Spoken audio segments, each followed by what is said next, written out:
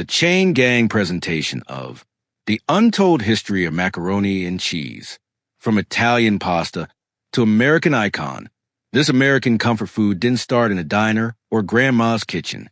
The earliest versions show up in ancient Italy, where pasta was layered with butter and cheese and baker people who could afford the good stuff. Then France took the idea and elevated it by adding creamy sauces and turning it into a rich, fancy dish for high society. Enter Thomas Jefferson.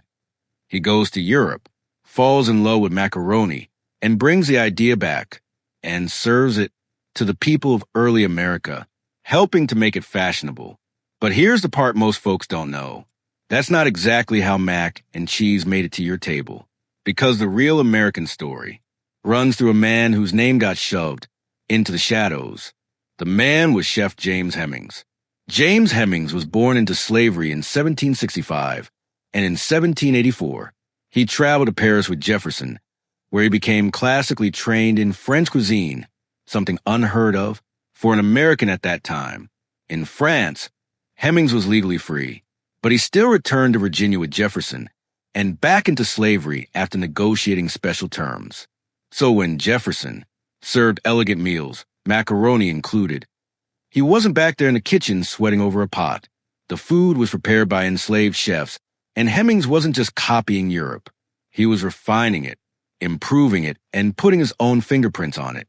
In 1796, James Hemings finally became a free man after training his brother Peter to replace him.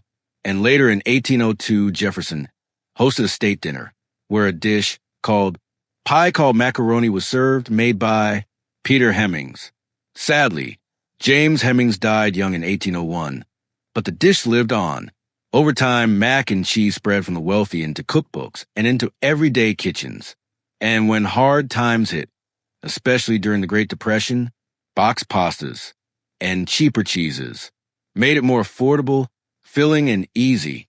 So yes, Jefferson may have helped popularize it, but the American version, the one that became ours, was shaped by Chef James Hemings and by the hands of people whose credit was taken, erased, or ignored.